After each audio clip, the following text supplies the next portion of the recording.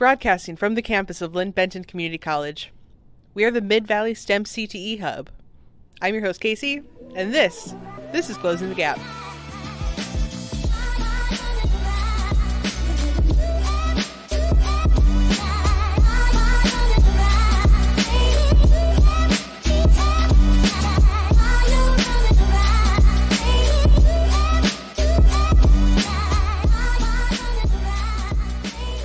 All right, everyone, welcome back to Closing the Gap. On this episode, we have Deb Mumm-Hill. She is the director of Oregon STEM. Hey, Deb. Hey, Casey. Great to be here today. Thank you for having me. Thanks. Can you please tell the audience a little bit about yourself and the type of work that you do? Absolutely. So Oregon STEM, it's a newly formed nonprofit that supports the 13 statewide STEM hubs. And we focus on advocacy, strategic leadership, and resource development for the hubs. We're an outside, but kind of alongside partnership. So, what is the purpose of this work? What is the mission of Oregon STEM? Mm-hmm. Oregon STEM's mission is pretty much aligns to what the hub's missions are as well. They all have a little bit of a different tweak to them, but ours is pretty tight and succinct. It says Oregon STEM's mission is to promote equitable access preschool through college. We call that P through 20 to STEM opportunities across Oregon. So Oregon STEM, again, is an advocacy and a strategic leadership organization. It's really the hubs. They're the ones who do all of the work. They are located in their regions. They're the ones who are bringing collaboration and programming to their people. So they're the ones who really are doing that touch point advocacy preschool through college. Why is this type of work important? So why should people be paying attention to the STEM hubs? Yeah, good question. By focusing on ensuring just quality STEM education to all students really makes it an equity strategy. You know, equity in education is helping every student kind of know themselves, know the opportunities that are out there, and know the pathways to get there. And so it's really about voice and choice. It's about knowing your own natural abilities and capabilities and interest and tying them together. So kind of connecting the dots for students. So that's why it's really important. We know we can always check. There's always jobs data out there, economic data, and we know that the fastest growing jobs that are coming our way and that are currently with us and coming our way require some level of STEM proficiency. And we know STEM jobs are also high wage jobs. So that's where that equity piece comes in. So as hubs are creating these collaborative networks of educators and business partners and affiliates that inspire interest in science, technology, engineering, and math. And I want to take it right now and so much more. That STEM just isn't the STEM. It's really, it's a mindset. It's project-based learning. It's innovation. It's risk-taking. It's being okay to fail, to have persistence, to lean in and try again. STEM is so much more than just the subject matter. But the hubs are that collective network, again, of educators, business partners, affiliates. They're bringing everybody together. And to the end of the day, to generate a robust workforce of related professionals in each regional community so that all the tech workforce doesn't need to come out of the Seattles or the Portlands or the San Franciscos, that we can create these really innovative workforce communities in every county across the state. That's really the goal of what we're doing. Hubs are leading that movement. It's really fascinating in Oregon right now. They're adopting this assessment, the districts are called U-Science. And so it's an assessment for middle schoolers, high schoolers to kind of assess what are their natural skills and abilities, and then it connects it to career interests. So I think it's really exciting that the hubs are leading with student voice and choice right now. We realize that not every student maybe wants to choose or pursue a STEM career, but we want to focus on ensuring that every student has the opportunity for equitable prosperity if they do choose that pathway. For sure. I think also STEM education is great for people that are even considering taking more of a liberal arts approach to a career. Because it seems like the way of the future, everything's going digital, everything is on a computer. Even if you want to be an artist and get paid for it, you can use some STEM education to make that happen. I'm so glad you said that. We're thinking along, we're right now figuring out the metrics we want to measure. And right now, the way that we measure STEM is in degree programs. And I think we need to be looking so much broader than that. So, say you, I mean, my examples I've been using is say you have a communications degree and you choose then to make, to take a job with a local hospital and be in public health and public health communications. Is that a STEM degree? I mean, we're not there, it's part of the STEM economy. What if you're a social worker and you're going to go work for and address some of the mental health staff shortages that we need and the services that we need within the mental health field as a social worker? We don't count social workers as STEM graduates, but they're totally part of the STEM economy. So it's been a really fascinating question that we've kind of been mulling around in the last 30 days of, I think we've defined STEM to way too narrowly. I do think when we use the word STEM, a lot of students don't identify or they self-select out because they haven't had really great experiences with science and math. And so how do we flip the whole way that we start thinking and talking about STEM at so many different levels? The way we're talking about it is kind of that equity piece, isn't it? Mm-hmm. Yeah, seeing yourself coming into this space and considering yourself a STEM worker, so you don't have to have a computer science or engineering or medical degree to be considered a STEM worker. It is so much broader than that. And when we look at the job growth trajectory and the graphic designer, the arts, data science, people working in ag have to have proficiency in STEM knowledge. Doesn't mean they have to have a degree, but those combines, John Deere tractors out there, they have 200, 300 computer chips in them. So if we want to be, help them be more in tune with that technology for their irrigation practice or for using herbicides or for yield of crops or whatever it is, you have to have STEM proficiency pretty much in anything that you do anymore. Even if you're creating videos or using technology, understanding a little bit about how like that smartphone in your pocket works is really important. And then the trend towards data is if we can understand data, we would actually be able to cure cancer, right? If we had a computer big enough to take all of the data in and figure out, some cause and treatments. So data is going to continue to come at us at an incredible rate of speed, and helping everybody figure out how to use data science for geospatial mapping, for understanding what's happening around us, for social justice reasons, whatever it is that you want to use that data for, just having an aptitude for how do you take it, digest it, and make sense of it. So you kind of touched on this in your previous answers, but I kind of wanted to know a little bit more about how the 13 STEM hubs were created and like what things were identified that were like, oh, we need to change this educational landscape in Oregon and implement the system that the STEM hubs are putting into action. Yeah, great question. Well, I started in robotics back in 2007. And when I was going down to Salem to have conversations, STEM, I'd say STEM, they'd say, ask, oh, stem cell research. And I'd be like, no, science, technology. So that was 2007. You could say STEM up in Olympia and with Microsoft in their back door, they knew exactly what it was. So we just had a little bit of catching up to do. So we started to pass. The other thing that was happening at that time was robotics clubs were seen as a chess club, and a teacher was being paid $150 stipend for running a robotics team, when in fact they should have been making $6,000, the same as the varsity football coach or basketball coach, because it was 200 hours during a very short season. And so how do you get acknowledgement for these after school programs that also need a wage or a stipend for these teachers?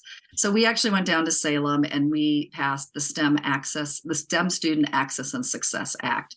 And we were so excited. First time I never hired a lobbyist who was doing this work, and we passed legislation, but there's no money behind it. I'm like, wait a minute. Like we're breaking out the champagne and there was no money behind it. So we got a little smarter the second time. And we brought some more partners into that conversation, and we passed the STEM. It was I don't remember the House bill, but we basically set up a STEM industry advisory board, because where we saw a real need in our Oregon schools, and this goes all the way back to 2010, 11, 12, was to connect education to career, and then to also help educators and all students understand what STEM is, the technology, the innovation, everything that was coming our way, and the opportunities that were there. And so you can't just build a workforce out of college degree programs. You have to start in elementary school and middle school and high school and build up to that. And so it was really, the STEM hubs came out of the work of helping broaden out the understanding across Oregon of what STEM means to the workforce and the emerging jobs. And we were, we have educators who are preparing students for jobs that don't even exist yet. So how do we step into that work? So STEM Hubs was one of the, we still have a STEM Investment Council, but STEM Hubs was one of the implementation strategies that we had.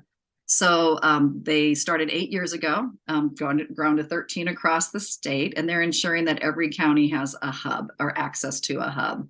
So basically they've had a couple different approaches. They're a little bit, I think hubs are the connective tissue in a community. So that's like a four-legged table. One of those legs is they create these collaborative networks of educators, business partners, which is your industry partners, your affiliates, which is your community-based organizations that are running after-school programs. Now we're really leveraging CBOs that are serving HUGs, our historically underrepresented groups, and those students, and bringing programming to them. So that's really exciting. And then donors, money to pay for some of these, especially after-school or out-of-school programs. And basically all that work is just to inspire interest in these careers. So that we can generate a really robust workforce of related professionals in regional communities, that we're building our own community of a workforce, no matter if they're rural or urban. And of course, we all know we were doing this work before COVID, ever was even on the landscape. And now we know the beauty of remote work. So you can live a lot of times anywhere in the world, anywhere in the state, and still work for some really amazing companies because of the advancement in technology. And now this completely new shift in the culture of work. So the hub's superpower, they're regionally responsive. We couldn't have done this work just out of Salem. Basically, we needed people on the ground, building relationship, building partnerships, figuring out how this collaboration of empowerment for communities to really forge their future and build these regional ecosystems was needed. And that was the crux of how these STEM hubs were established. Awesome. So 8 years is a long time. Then and now, what's some evidence? What are we seeing coming out of schools now, or in the community, students having access to some of the programming that the STEM hubs are putting out? What's the word? What are we seeing? Well, it's really fascinating. I just got off a call before here about data, the metric, like what's our North Star metric and what really measures success in this work? It's a collective responsibility. But we're definitely seeing that there is much broader awareness around STEM careers and the emerging of these new careers, and what we need to be doing P20 preschool all the way through college to prepare these students, and basically not only to prepare them, to inspire them, to help them say, is this of interest to you? And if it is, let's unleash them to then understand, what courses should they be taking? What experiences should they be seeking out to, as, having this pathway and this vision for where they want to go. I believe if we can give every student a career aspiration, then they lean into the academic interest, right? So they'll lean in a little bit harder, maybe a math class or something that they weren't as interested in before. They'll think about a career tech education course that they maybe didn't think about taking, or an after-school extracurricular activity. So they'll career aspiration, then comes that academic, kind of interest, and then motivational resilience to really stick with it. I think we've built this culture of let's take the easiest courses we can in high school because we need a high grade point to get into the university maybe we want to get to, or there's a complete disconnect from the educational system, thinking if I'm not going to go to college, do my grades really matter? I want to go right into the workforce. Well, guess what? Where you're going to get economic empowerment and mobility is that grades don't always matter. Grades have never been an indicator of success, right? Per se in the workforce, maybe to get that degree, but not in your career trajectory. But being innovative, being a critical thinker who can creatively come up with a solution to whether it's a problem in your community or a job that you have in front of you or an idea where you want to bring a job to fruition. That's where we're really leaning into, is trying to build the resiliency and the proficiency in certain areas of STEM that will build these robust communities. For sure. So I can imagine that with all this time and all of these hubs working together or separately, that they've probably come up with some pretty cool programming. And I was Mm-hmm. wondering if there are any programs you'd like to highlight that specifically stand out to you that our listeners, educators, parents mostly, would like to know about and get in on. Yeah, I didn't answer you for your previous question fully, Casey. I just realized that. So the hubs do a couple of different things in the evidence base. So I'm going to just step back to that for a second, if I can. Sure. So teacher PD. So bringing different ways to teach some of this subject matter is what hubs have been tasked with in a really engaging way. So project-based learning is one of the modalities, really going into creating safe spaces for students to fail in their project, to kind of iterate. That's where the design thinking and the human-centered design that builds that innovation kind of DNA within you. So teacher PD is something that has been really a core of the hub's work. But they've also really worked hard to help connect education to careers. So they've created different systems to bring industry professionals into the classroom. So whether they're supporting the educator or actually working directly with the students, that's another piece that they've been really strong in. And then again, I think I said earlier that they're advocating for project-based learning, creating hands-on opportunities where you really get to then develop what we're calling Oregon essential skills, those critical thinking, collaboration, communication, creativity, confidence, and belief in self, all those great C outcomes that you see comes out of project-based learning. So some of the programming that they're doing is they receive innovation grants that the STEM Investment Council asks for state budget for, and then they identify some of the different areas in partnership with Oregon Department of Education of what we need to be focusing on. So one of them is computer science and digital literacy. The governor awarded $5 million for computer science with her mandate to expand computer science learning to girls and students historically underrepresented in computer science. So the hubs just received that money in September. So they've been really working hard with their partners to bring digital literacy and computer science opportunities, learning opportunities out into their regions. Lots of STEM beyond schools. There's the Rural STEM Leadership Network. There's student chief science officers in their schools. And honestly, I don't know all of the programs because I sit up here at this advocacy policy kind of level. But I know they have, I couldn't even do justice to the 13 STEM hubs and all the work they're doing. But you can go to our website and click on the hubs and you'll be able to find programming aspects that they have offered through what's on their websites.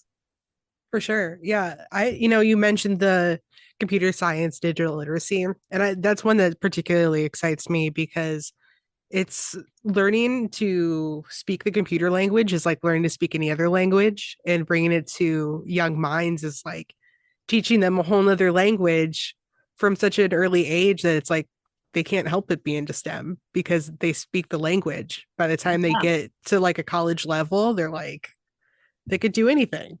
Yes, there's been some really amazing professors. One who was working in Yamhill County in third grade, basically teaching coding as a coloring project, right? So imagine if we started with coding in binary and color, and then it becomes a foreign language option. Mm-hmm. Go forward, to hit that requirement. I mean, just imagine if we could figure out how to get into digital literacy and computer literacy. It'd be Totally. we'd be a different nation if we could really build those foundational skills like we do with math and English and other subject matter. Totally. There was a really great camp that we did up here at the Mid Valley STEM-CTE Hub the last two summers, and it was coding with drones and dancing. And we had this gentleman, his name is Daryl Thomas, and he is from Western Oregon University. Uh-huh. And he came in and he had drones, and he taught the students how to fly these drones and code them in a way that would like mirror their dance. Hmm. as they were going, so they would dance alongside of each other, and then they would code like a light vest and like a light up like LED mask, and so they would be like flashing lights and dancing, and it was so much fun to watch, but the students had so much fun doing it too. Yeah, That's just awesome. Just yeah, fun inspiration and experience, right? You know, right, totally. it's It's play. great. Learning is play, right? If we could make all learning play, we'd have 150% engagement. So you're not only the executive director of Oregon STEM, you're also the co-founder of South Metro Salem STEM Partnership. This is a mouthful. It is. There's Uh, a lot to cover, like the South Metro, and then picking up Salem. yeah, totally.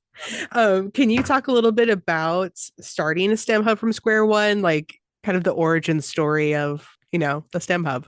Yeah, so I was back. I was launching first the robotics programs, first robotics, starting in 2007. So this was around 2010, 11, 12, 13.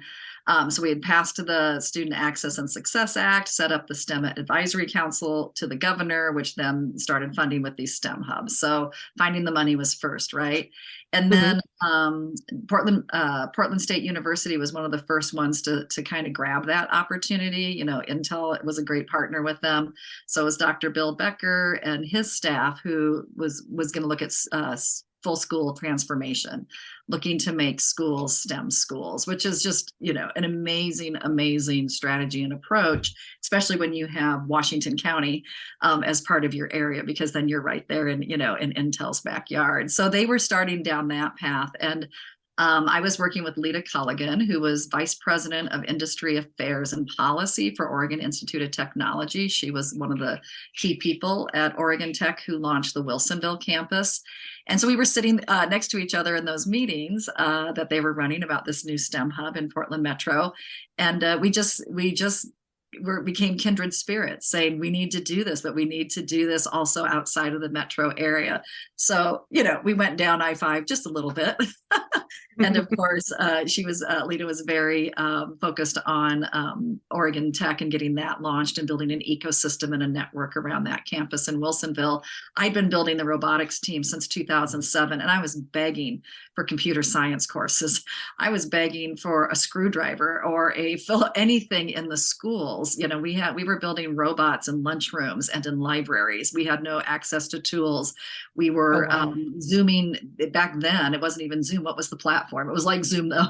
Like Skype, Computer maybe? scientists from Microsoft, way up in Seattle, down into Oregon to teach basic coding and how to get your robot to move in autonomous mode. So I was getting very, very scrappy about how are we going to build more resource for these students to learn these skills that they need to reach the career aspirations that they have.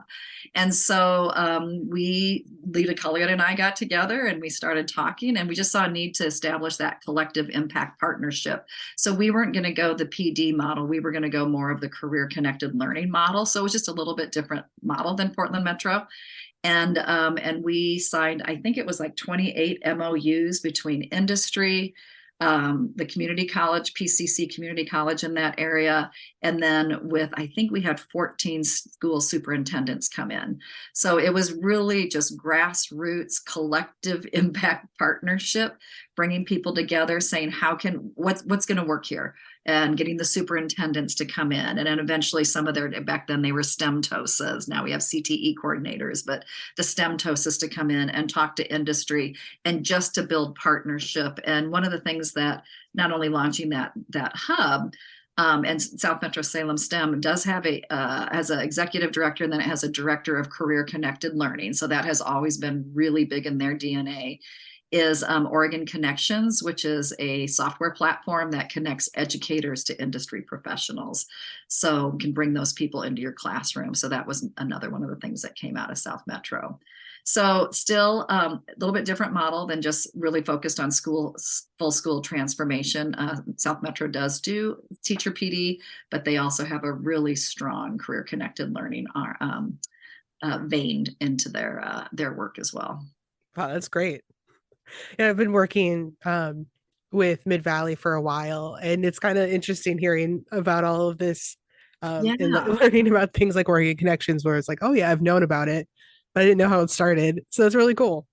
Yeah, yeah. And I think, well, Lita Culligan was Governor Kulingowski's workforce advisor. So she had that vision for the connection early on, and she just was trying to get it off the ground. So this was the South Metro was the perfect platform for her to build that out more fully.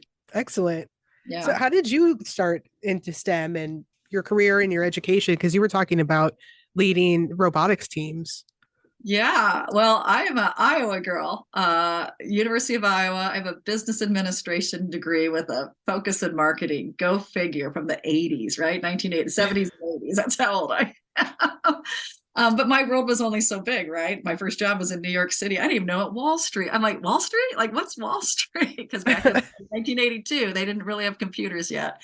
So I'm a walking, living experience of your world is only as big as your zip code can show you. So fast forward a little bit, I started in nonprofits 26 years ago in 1996, and I've always just been in youth development. It's been my love, from doing programming in a women and children's shelter in inner city Milwaukee, Wisconsin, and figuring out Oh, how to nice. really just work with those kids and love on those kids and help them believe and see a path forward, even though they were in a really tough situation.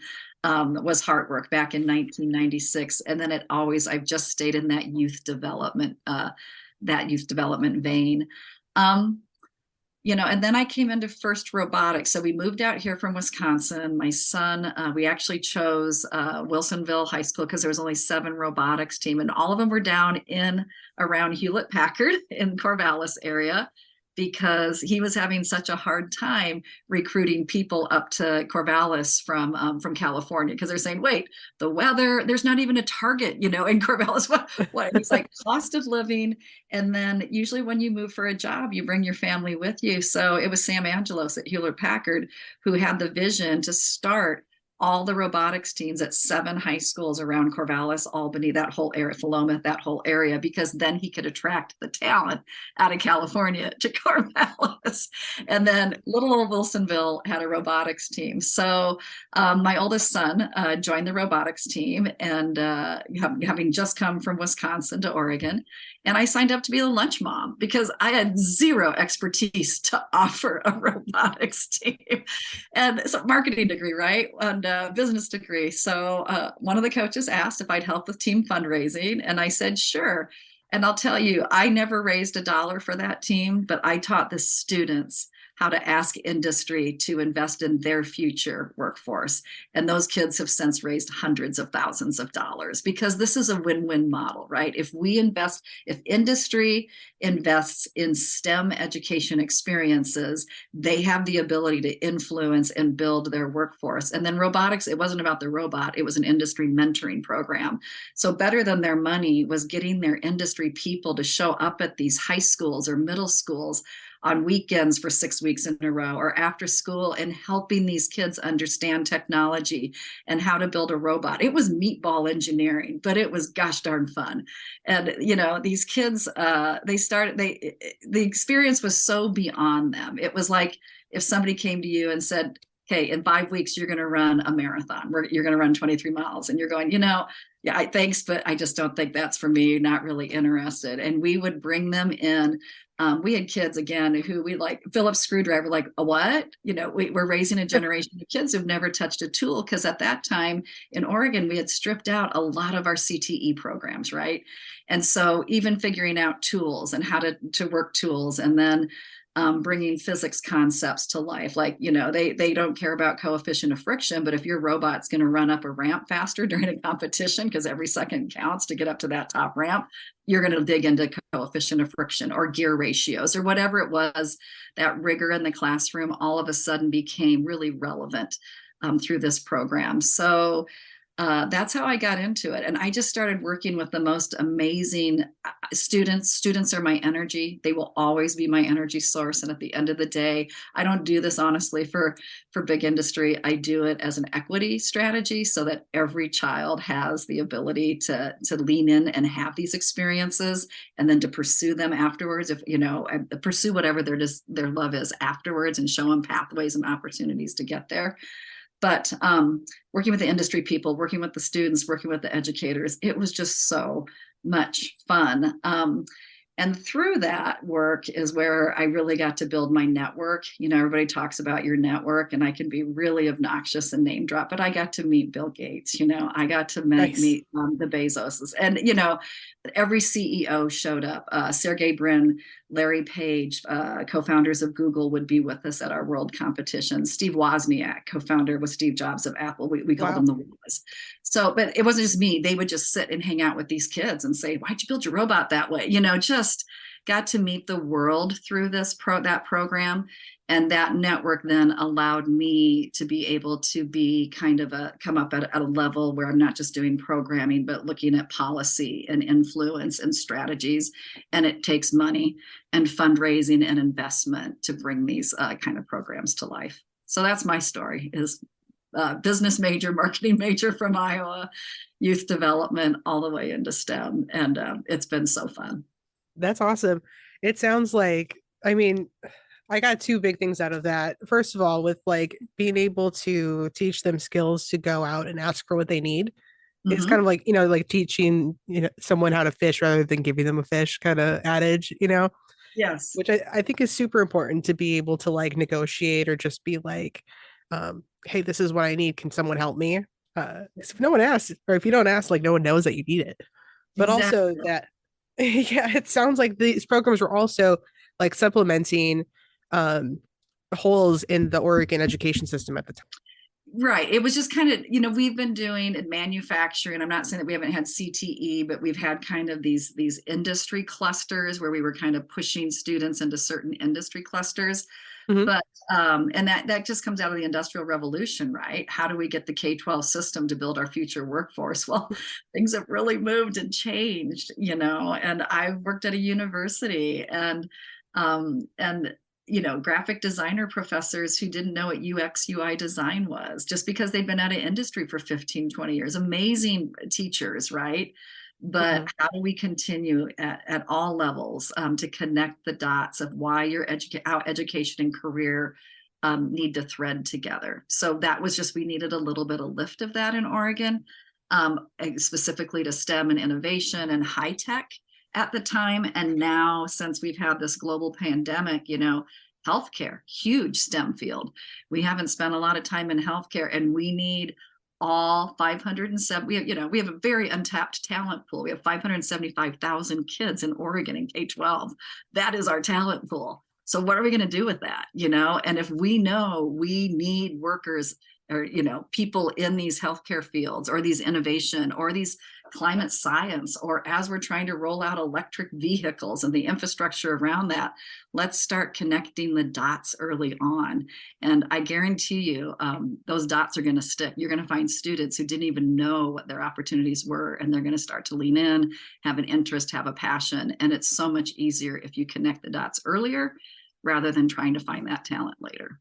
Totally. I think these things are great also because there's something for people in STEM, even if they're not interested in pursuing like a 4-year degree or beyond, because you can get into a lot of CTE programs at like your local community college that are like still like those high paying jobs. And I think it also opens up, STEM is more for everyone than just people that are interested in being a university student. Yeah, communication, graphic design, what we talked about earlier, any degree, Hmm. journalism, you know, all has Hmm. a STEM component to it. Journalists, because you got, you know, you should have journalism with a data science minor, you know. Hmm. I subscribe to the New York Times, and I get it online, and I just love their data analytics department at the New York Times. It's fascinating, and it just gives such cred to their reporting, because it's based on, you know, it's based on data, factual data. I mean, I even think we're talking about infrastructure too. Things like non-destructive testing, like maybe things that, people wouldn't necessarily think are of like STEM or high paying or just blue collar work too can also be STEM, I guess is what I'm saying. Oh yes, absolutely. Oh yeah, construct all of that. Exactly. We're when in this infrastructure bill, it's going to be really fascinating to see how Oregon partners and helps roll that out, because a huge shift in our culture is driving 2 hours and stopping for an hour to charge your vehicle. I mean, we're used to 5 minutes at the gas pump, right? So we need charging stations all over Oregon in these remote areas. And people don't always remember that Oregon, 58% of Oregon is public lands. So where do they put these charging stations? So they're already looking. I was in Washington, D.C. in March and with an AmeriCorps program, and everybody who the infrastructure bill had just passed. So they're looking to put charging stations on public lands where we then need to build playgrounds and Wi-Fi networks so people can stop and work, hiking trails so that families, all of a sudden, we're shifting a huge culture to get out of your car for an hour and to go for a hike through these public lands. So AmeriCorps, you know, we had the CCC, so the Civilian Conservation Corps. Biden has renamed them the Civilian Climate Corps. And so how are we going to get those students over 10 months to go out and build experiences around these charging stations? So you're not just sitting in a Walmart parking lot, you're in a public land experience in rural Oregon, rural Washington. Huge, huge shift. And gosh, wouldn't it be great if we could connect the dots where the CTE students are designing a playground and welding it and fabricating it, and those students who are like doing the hiking trails are looking at the wetlands. Maybe they're in like some of the forestry, you know, CTE classes. How do we just keep connecting the dots around what we need to be doing in America? And shifting to electric vehicles is huge, because it's going to really help support some of our climate crises. That's fascinating. So you have had like a lot of positions, it seems, that you're like founder, you're a coordinator, things like that. And they're all jobs, it seems, or careers, it seems, that involve a lot of organization and involve a lot of coordinating efforts and bringing all the things around to create something. So if someone is listening and they want to have a career similar to yours, utilizing all those skill sets, what advice can you give them so that they can be the best coordinator or founder or director that they could be? That's a big question, Casey. Because remember, I'm old. I've had a lot of lived experience in there. And if you look at my LinkedIn, I've had a lot of different positions.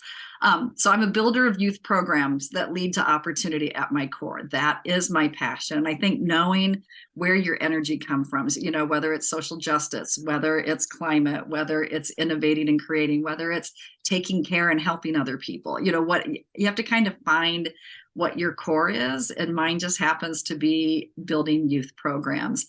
I'm also a believer that you are at your best when you work from your natural strengths. So 9 years ago, when I was at a university, I was the director of student success. We had so many students coming into a private university who did not know what they wanted to get a degree in. They just wanted to help people. You know, they just wanted real altruistic. I'm like, this is going to be expensive, really expensive to try to find yourself, because we want to get you out in 4 years and we don't want to have to change majors and go into a 5th or 6th year at a private university. So we started pulling some things together. Some people like Myers-Briggs, some people like the DISC profiles, the Enneagram. I fell in love with StrengthsFinder. It's Gallup out of Omaha. It's assessment. And when I took my first StrengthsFinder, a light bulb went on, because it started to define me.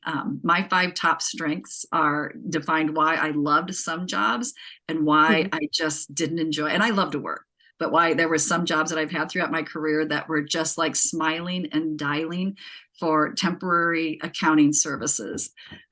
Just drained me every day that I had to go to that job, because consistency is my 34th strength. And that's why when I look back going, that was the same spiel and dialing all day long. So that's where my strength wasn't coming from. So knowing your strengths, my strengths are strategic, activator, futurist, ideation. And then my 5th switches, woo, if I'm raising money or passing policy, maximizer if I'm doing systems work. And it's really great because StrengthsFinder has 34 that they've put a lot of research and data behind, and they only tell you your top 5, because otherwise as humans, we focus on fixing our weaknesses rather than boldly living into our strengths. And there's data that says if you're using what are your natural talents and abilities, you are something like 28% happier in your work, 25% more productive, all these things they can put data to. So my advice is find your strengths, kind of know what your passion is. Do you want to work with animals, with humans, with Nate, do you want to be inside, outside? Do you want to work for profit, non-for-profit? Kind of spend some time thinking about who you are, and then take those assessments, whether it's Enneagram, whether it's strengths, whether it's Myers-Briggs, DISC profiles, whatever is going to help you understand who you are, what your natural abilities and talents are, and how you can use them. So on my strategic, I'm just going to give you a quick example because this happened last week. So well, first, let me just read you the definition of strategic from strengths. It says, when faced with a problem, people with strategic talents are able to quickly find alternative ways to proceed. So we see barriers, we figure out how we're going to work around them. Strategic people are creative, innovative, unrelenting in the projects you work on, determining the most efficient and best way to move forward. So just last week, somebody referred to me as, oh, they found out that we were working together, and they said, boy, that Deb, she's a bulldog. When it comes to finding resources, and for youth, which is, to have amazing life experiences. So some people would say a bulldog, like that's kind of, offensive, but I took it as a compliment because it totally defines. If I see an opportunity where we can go find resource and build programs for youth to have these amazing life experiences, I'll carry that bulldog, persistent, title the whole way home. It's awesome. So, what are you most proud of in your career so far? You probably picked up that working with youth, but I think Mm-hmm. growing the first robotics teams in the Pacific Northwest, because I worked with such amazing people who were part of that that community. And people don't always, they think robots, but FIRST is an acronym for Inspiration and Recognition of Science and Technology. Again, I think I've told you, I get my energy from youth, and I covered Oregon, Washington, Alaska. And so being Oh, able wow. to bring FIRST Robotics up to the North Slope, Alaska, and if you've never experienced FIRST Lego League, which is that little 3rd through 8th grade program, and yes, part of it is learning how to do drop and drag line, coding for a little Lego robot to track lines and do little functions, but it has a research component to it. And my favorite year of Lego League was Senior Solutions. How do we help seniors stay independent and happy and connected in their own environment? So you always had to go out and interview somebody. So you had to interview senior citizen to find out what their struggles were and what they needed help with. And then you had to create an innovation. And then you had to present it to a power. So whether it was to your school board, to your state, to your city council, but you had to present your ideas. And so they taught them how to do that. And just like the North Slope, the students, the elders, if we can bring opportunity and just projects to these students of what are, senior solutions, these North Slope students, they were 3rd, 4th, 5th graders, were really concerned about their elders getting into their community buildings during the heavy winter months because the stairs to get into them would ice over. It's Alaska. They would fall. They'd either break their hip or they would just not be in community during those really, really dark nights of winters in Alaska. And they wanted their elders to be part of that. So they came up and they figured out a ramp that they could kind of put over the ice and some different solutions on how to be able to get their elders into their community homes. So I think what FIRST, amazing program, amazing people, but what it taught me was the power of project-based learning. So if our kids they know what the issues are in their communities. They know that their struggles, they see them in their own lives, they see it within their community. What if we moved our educational system to project-based learning where the grade isn't based on the right answer, but it's based about leaning in and showing up and having ideas and having conversations and sharing your ideas and listening to other ideas and bringing the best ideas forward? What if we graded students on their ideas and their solutions to opportunities that they see within their own school, their own families, their own communities? That's where I think that's where I've seen the power of it. That's the work I'm trying to get to through Oregon STEM, is really rethinking how we approach education. And rather than measuring maybe science and math scores, maybe we measure identity and belonging. within these ideations and these awareness of opportunities in a way that you can have a voice and a choice and innovate your way through problem solving. Totally. Yeah. I mean, I really enjoy this theme of coming back to utilizing education in real world applications to like drive the point home. I mean, because if you have like these theoretical problems, like but you have to like solve for X for some random situation that doesn't apply to you. Like it's kind of hard to like really invest your mind into that for some people. But if you're Yeah. like, I really want to see my grandma over this like long Alaskan winter, I think maybe solving for X would be a little bit easier. Yes. And how do we do that? And they had to figure out slope, right? Linear Mhm. slope on a ramp over stairs in the wintertime and material science, what can you put on it to keep it from, being slippery, all of that. That it all just becomes I love applied learning.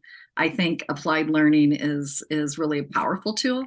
And it's I know up in Washington, in Oregon, back when I was doing early on, like 2010, 11, they had applied learning. So if you weren't successful in your Algebra 1, you could go into an applied learning math course. So you could take that through a healthcare or a welding or a wood shop. And, a drill press has an X, Y, and Z plane. What better way to teach linear slope rather than on a whiteboard?